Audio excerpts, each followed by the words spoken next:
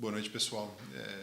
Estamos aqui terminando nossa série sobre 1 Pedro, último capítulo de 1 Pedro. Temos mais esse domingo para terminar essa carta que Pedro escreveu. E essa série é Igreja em Qualquer Lugar. E a pergunta que eu queria começar com vocês hoje é: quando alguém te pergunta sobre a sua esperança hoje, como é que você responde a isso? Qual é a sua resposta para as pessoas sobre essa esperança que você tem? Através de toda a carta de 1 Pedro, nós encontramos um chamado para uma dedicação, uma condição do coração e um chamado para certo modo de vida. Esse chamado só faz sentido se tivermos certeza absoluta de que temos uma grande recompensa no céu. Pedro nos chama repetidamente para pensar, sentir e agir de uma maneira que só pode ser explicada de estar com Deus e por uma esperança inabalável e satisfatória além desta vida. A recompensa maior que dá sentido à vida, que Pedro nos chama a viver, é a recompensa de estar com Deus e desfrutando da sua beleza. Li algo essa semana que me fez lembrar muito disso. Muitas vezes cristãos querem a obra da cruz para a sua salvação. Eles querem ser salvos, mas não querem Cristo. Se queremos a obra da cruz, mas mais do que Cristo, nós perdemos de vista a motivação maior. Esta é a principal coisa pela qual Jesus morreu. E por isso, por si só, pode dar sentido à vida. Conta intuitiva que Pedro nos chama para viver. Em 1 Pedro 3,18, um dos versículos mais importantes da Bíblia, Pedro diz o seguinte: pois também Cristo sofreu pelos pecados uma vez por todas, o justo pelos injustos, para conduzir-nos a Deus. É por isso que ele morreu por nós, para nos levar até Deus. Não para castigar, mas para o prazer dele. Salmo 16:11 fala sobre isso. Tu me farás conhecer a vereda da vida, a alegria plena da tua presença, eterno prazer à tua direita. Foi por isso que Cristo morreu. Essa é a nossa recompensa final. Essa é a nossa última esperança. Todo o resto é excedente, é secundário a isso.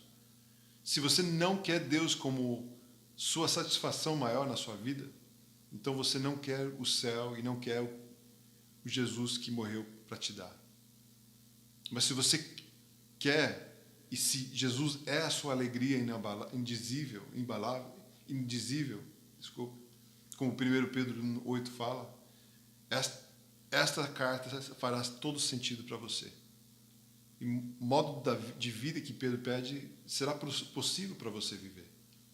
Essa é uma mentalidade e um modo de vida que só podem ser explicados por uma esperança inabalável e satisfatória além desta vida. A única explicação é a esperança para nós. Você já teve dificuldade com 1 Pedro 3,15, como eu já tive? Esse versículo diz o seguinte: estejam sempre preparados para responder a qualquer pessoa que pedir a razão da esperança que há em vocês.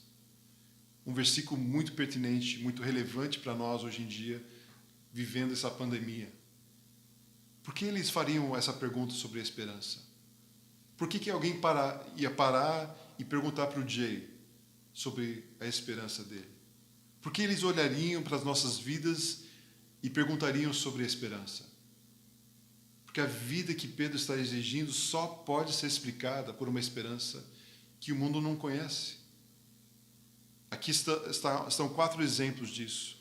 Em 1 Pedro 1, 6 a 7, Pedro nos chama para nos alegrarmos com o sofrimento. Como é que isso faz sentido para nós? Esperança além dessa vida.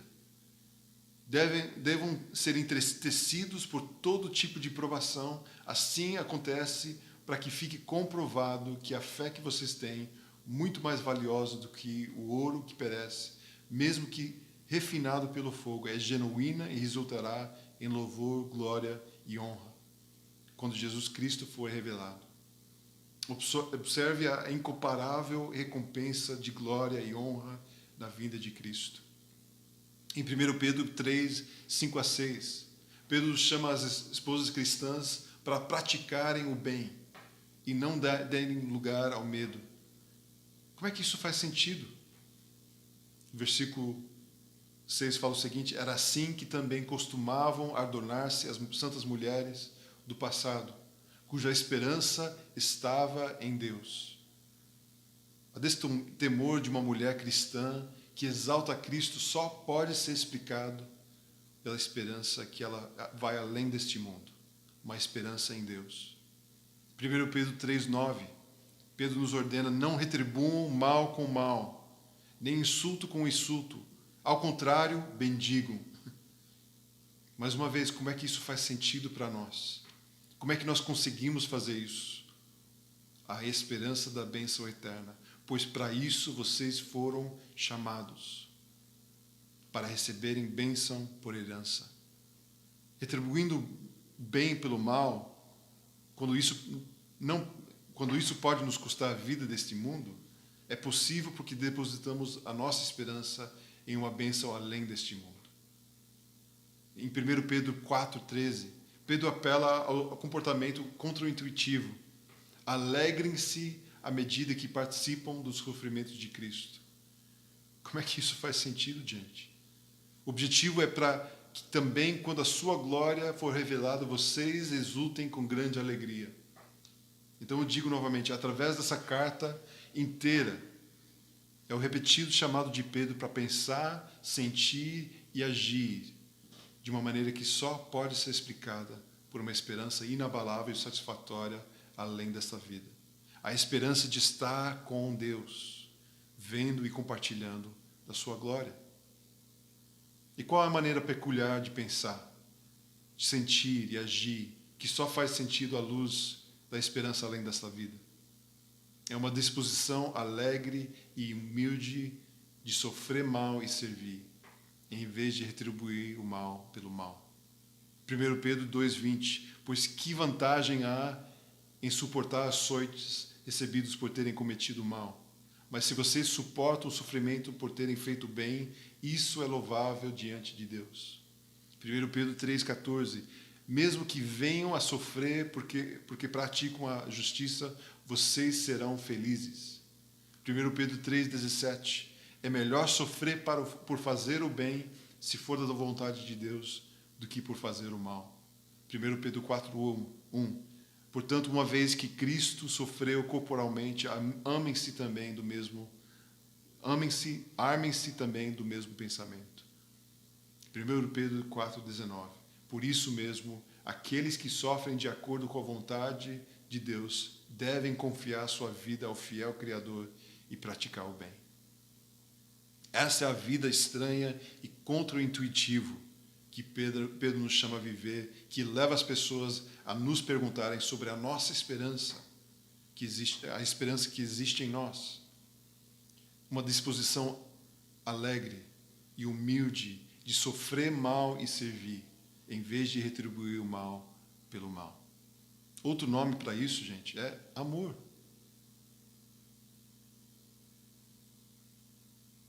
Desculpa, me perdi um pouquinho. E no capítulo 5, versículo 1, o que a gente vai estar estudando hoje, Pedro não se apresenta como apóstolo, como em capítulo 1, versículo 1, mas como um presbítero, ao lado dos presbíteros nas igrejas. Portanto, apelo para os presbíteros que há entre vocês, e o faço na qualidade de presbítero como eles. Isso é uma coisa humilde de fazer. Ele está modelando a humildade e a disposição alegre de servir, que ele está prestes a pedir eles a exemplificar. Está enraizado no fato de que ele viu Cristo sofrer e servir assim, e espera que ele participe da glória vindoura. Daí ele pede esse tipo de serviço aos presbíteros nos versículos 2 e 3. Versículo 2, não por obrigação, mas de livre vontade, como Deus quer. Não façam isso por ganância, mas como o desejo de servir. Não ajam como dominadores dos que foram confiados a vocês, mas como exemplos para o rebanho. Como é que isso faz sentido em um mundo onde as ideias sobre liderança são coerção, dinheiro e poder? A resposta? Versículo 4. Quando se manifestar o Supremo Pastor, vocês receberão a imperecível coroa da glória. É uma esperança além desta vida. É por isso que faz sentido. Esse caminho de liderança sacrificial, alegre e humilde, faz sentido por causa da esperança da glória na vinda de Cristo. Vocês receberão a imperecível coroa da glória. A vida de um presbítero bíblico, um presbítero fiel a Deus, só faz sentido à luz da eternidade. Se é explicável em termos naturais, então algo está errado. Eu lembro da história, quando eu morava em Lagoa Santa, tinha uma pizzaria que nós íamos comprar muitas vezes essa pizza. E cada vez que eu chegava, ele sabia que eu era americano e me perguntava por que eu estava no Brasil. O que eu estava fazendo aqui no Brasil quando eu podia estar vivendo nos Estados Unidos. E bem no meio de toda a corrupção de 2017, 2018, uma vez eu cheguei à pizzaria, entrei pela porta e ele gritou: Jay, o que você está fazendo aqui, cara? E tive o privilégio e a oportunidade de falar sobre a esperança que há em mim. O que estou fazendo não pode ser explicado por termos naturais. É explicado pela esperança que nós temos em Cristo Jesus. E isso não faz sentido para o mundo. Então, nos versículos 5 e 7, Pedro adota essa mesma mentalidade e a aplica a todos nós. Olha as 3 primeiras palavras de novo, que já ouvimos em outros capítulos dessa carta. Da mesma forma. Da mesma forma, como é da mesma forma? Os presbíteros foram chamados para serem humildes e servir vocês como exemplos em vez de dominar. Por isso, da mesma forma, jovens, sujeitem-se aos mais velhos. Sejam todos humildes uns para com os outros. Como isso pode fazer sentido em um mundo em que a humildade, a servidão, não lhe dá uma indicação política e nem te dá um emprego? O mundo em que a autopromoção e a autoexaltação estão tecidas no tecido da cultura romana e brasileira e no mundo. A resposta está nos versículos 5 e 6. Faz sentido porque Deus se opõe aos orgulhosos, mas concede graça aos humildes. Mas qual graça que Pedro está falando aqui? Nós já não temos a graça? Não, sim, nós temos a graça, sim. Mas também existe uma graça futura, mais graça do que nós já temos, que está chegando aos crentes que se vestem com humildade um para com o outro. E o que é isso? Versículo 6. Portanto, humilhem-se debaixo da poderosa mão de Deus, para que Ele os exalte no tempo devido.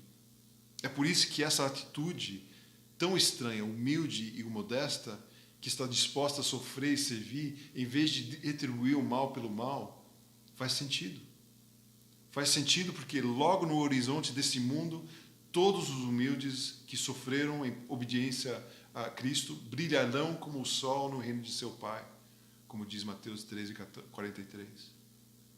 Pense nisso. Existem centenas de milhares de cristãos fiéis em todo o mundo, em circunstâncias muito difíceis. E apenas um punhado de pessoas sabe que eles existem, enquanto suportam com alegria as dificuldades de seguir a Cristo.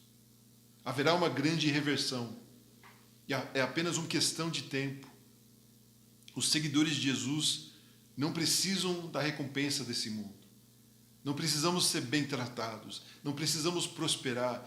Como os presbíteros nos versículos 2 e 3, não precisamos ser coagidos ou obrigados para servir com alegria.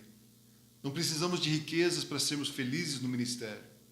Não precisamos de poder para ter uma sensação de significado.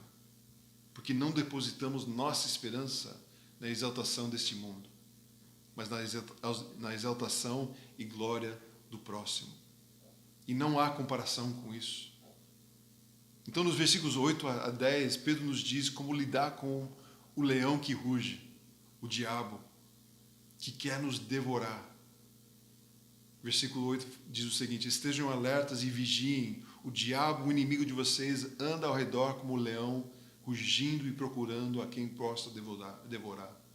Resistam-lhe, permanecendo firmes na fé, sabendo que os irmãos que vocês têm em todo o mundo estão passando pelos mesmos sofrimentos. O Deus de toda graça que os chamou para a sua glória eterna em Cristo Jesus, depois de terem sofrido por pouco tempo, os restaurará, os confirmará, os fortalecerá e os porá sobre firmes alicerces. O diabo aqui não é retratado como aquela cobra astuta que chega despercebido em você e morde seu calcanhar. Ele é um leão que ruge. Alguém já ficou perto de um leão que ruge? Uma vez que a gente estava visitando um zoológico que abriu logo cedo de manhã, eles tinham soltado os leões dentro da jaula e eles estavam brincando, 3 leões estavam brincando um com o outro. E em um certo ponto eles começaram a brincar e rugir. E esse rugido do leão parecia que vibrava o peito das pessoas que estavam ali. Tanto que o Adam e a Berê correram para mim de medo de ouvir esse leão rugir. Por que rugir? Os leões rugem quando estão com fome, com raiva. O diabo não está tentando se aproximar de você. Ele está tentando te aterrorizar, fazer você ficar com medo, encher você de ansiedades e manter você desequilibrado e nervoso. Como esse leão que ruge e devora as pessoas. O versículo 9 explica: sabendo que os irmãos que vocês têm em todo o mundo estão passando pelos mesmos sofrimentos. Esse leão que ruge, que está rugindo, mordendo e arranhando, causando pessoas, principalmente os cristãos, a sofrer. Seu objetivo é destruir os cristãos do sofrimento. Ele tenta nos fazer duvidar da bondade de Deus, ou da presença de Deus, ou do poder de Deus, ou de que Deus se importa conosco. É assim que o rugido horrível funciona. As garras dele, os dentes dele. E Pedro nos diz no versículo 9, resistam-lhe, permanecendo firmes na fé. Isso significa que, se você for bem-sucedido, as guerras nunca cortam você? Que os dentes nunca afundam? Não. Isso significa que quando as garras cortam e quando os dentes afundam na sua pele, não pare de acreditar. Não deixe de ser humilde. Não pare de retornar o bem pelo mal. Não pare de se alegrar. Não pare de amar. Essa é uma resistência bem-sucedida ao leão que ruge, mesmo que isso custe a sua vida. Sério, Jay? Continuar retornando o bem pelo mal? Quando os adversários são agentes do diabo? Quando eles continuam nos ofendendo e ameaçando? Sério, Jay? Continue abençoando, continue fazendo o bem. O que poderia fazer sentido com essa resposta ao leão? A resposta no versículo 10. Depois de terem sofrido por pouco tempo, os restaurará, os confirmará, os fortalecerá e os porá sobre firmes alicerces. Resista ao leão com alegria inabalável, com humildade e com amor. Continue fazendo o bem a quem o odeia. Como? Crendo no versículo 10 com todo o seu coração. Continue esperando nisso, nessa glória eterna, nessa promessa de restauração total, confirmação e força eterna, e a glória inabalável e estabelecida de Deus. Esse futuro, além do sofrimento deste mundo, essa é a chave para as nossas vidas. Portanto, para os presbíteros, não domine sobre o seu povo. Não os use para ganhar dinheiro. Não ignora as necessidades do teu rebanho. Sirva a eles com vontade, voluntariamente, alegremente, humildemente. Como? Na sólida esperança de que, quando se manifestar o Supremo Pastor, vocês receberão a imperecível coroa da glória. Para todos nós, o versículos 5 e 6 sejam todos humildes uns para com os outros. Humilhem-se debaixo da poderosa mão de Deus. Como é que a gente faz isso? No versículo 6, na esperança de que Ele os exalte no tempo devido. E aos sofredores, versículos 8 e 10, fala conosco. Resista o leão que ruge no poder de te atacar com sofrimento. Como é que a gente faz isso? Versículo 10. Porque depois de terem sofrido por pouco tempo, os restaurará, os confirmará, os fortalecerá e os porá sobre firmes alicerces. Tudo de bom que você perdeu será restaurado naquele dia glorioso. Assim digo novamente, através de toda a carta de 1 Pedro, incluído o capítulo 5, é o chamado para uma condição do coração e um modo de vida que só faz sentido se tivermos certeza absoluta de que teremos uma grande recompensa no céu. Essa condição do coração e modo de vida é uma disposição alegre e humilde de sofrer mal e servir, em vez de retribuir o mal pelo mal. E essa recompensa no céu é a imperecível coroa da glória, na presença de Deus, que tudo satisfaz. Todos os erros contra nós são corrigidos, toda a paciência sobre zombaria é justificada, toda a vergonha nesse mundo foi substituída por honra, toda a dor foi removida, todas as perdas foram restauradas, toda a quebra foi reparada, toda a humilhação trocada por veste de glória. Toda calúnia revelou-se falsa diante do mundo inteiro. Todo anonimato, infidelidade silenciosa foi substituído por fama global entre os milhões de redimidos. Nesta carta, Deus nos chama para um tipo de coração e um tipo de vida que não faz sentido nesse mundo. É uma disposição alegre e humilde de sofrer mal e servir, em vez de retribuir o mal pelo mal.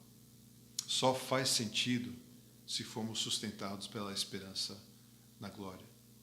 Portanto, não te envio para casa hoje, ou para onde você está sentado na sua cama, na sua casa, com uma fórmula simples sobre quando aceitar ser difamado e quando você o confronta, ou quando você vira outra face e quando você sofre maus tratos como crente, ou quando você repreende e admoesta, ou quando você bate dá uma tapa na criança e quando é branda, quando você confronta o seu marido sobre uma falha ou quando você abandona ele, quando você sofre discriminação contra si mesmo por sua fé no trabalho e quando você pede a justiça, quando você se muda para um lugar perigoso por amor a Cristo e quando você sai de um lugar por causa do perigo que existe lá. Mas em vez de uma fórmula, eu te envio para casa com uma mensagem retumbante de 1 Pedro em seu ouvido. Que você pensa, sente e age de uma maneira que só faz sentido se tiver absoluta certeza de que teremos uma grande recompensa no céu. Um modo de vida que só pode ser explicado por uma esperança inabalável e satisfatória além dessa vida. É um modo de vida, como 1 Pedro 3,15 diz, que fará as pessoas perguntarem sobre a esperança que existe em você. Uma disposição alegre e humilde de sofrer mal e servir, em vez de retribuir o mal pelo mal. Como que nós fazemos isso? Porque você sabe, através da morte e ressurreição de Cristo, Deus fez você saber isso, que há uma coroa de glória esperando por você. Você será exaltado no momento certo. O Deus de toda graça que os chamou para a sua glória eterna em Cristo Jesus, depois de terem sofrido por pouco tempo, os restaurará e os confirmará, os fortalecerá e os porá sobre firmes alicerces. Você sabe que Ele o fará porque 1 Pedro 5,7, um versículo muito famoso, popular, da gente memorizar, que a gente não falou muito hoje, mas porque diz o seguinte: lancem sobre Ele toda a sua ansiedade, porque Ele tem cuidado de vocês. E no versículo 11 ele diz: a Ele seja todo o poder para todo sempre. Isso nos mostra cuidado total de Deus para com nossas vidas e domínio absoluto, poder absoluto que Ele tem. Ele não falhará com você. Ele não pode falhar com você. A glória do seu futuro é absolutamente certa. Esta é a graça de Deus. Permaneça firme nela. Deus abençoe vocês hoje à noite e nós durante essa semana aqui, que as pessoas possam chegar a nós e nos perguntar sobre a esperança que existe em nós. Que eles possam ver em nós uma esperança que não pode ser explicada nesse mundo. Deus abençoe.